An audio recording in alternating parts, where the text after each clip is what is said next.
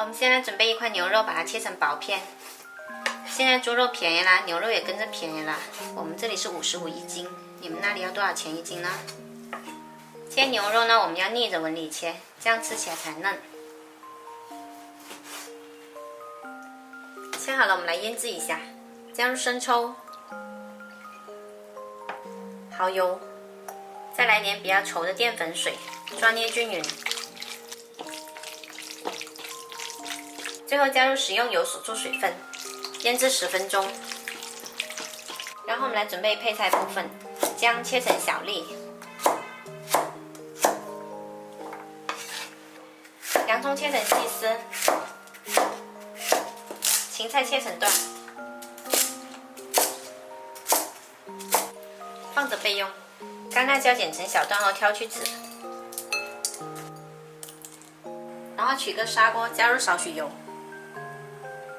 把洋葱、芹菜还有姜放进来，加入少许盐调味，一点点黑胡椒粉增香，拌匀。炒锅热油，把辣椒放进来炒香。等油温升高了，把牛肉放进来翻炒。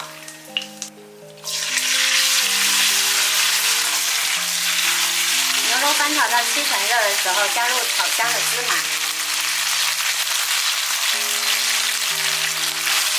翻炒均匀，关火。炒好的牛肉铲到砂锅里来，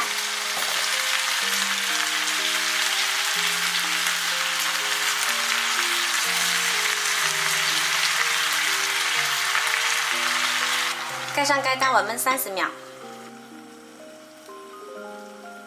时间到了，边缘淋上少许料酒，再焖10秒钟。好啦，出锅开吃。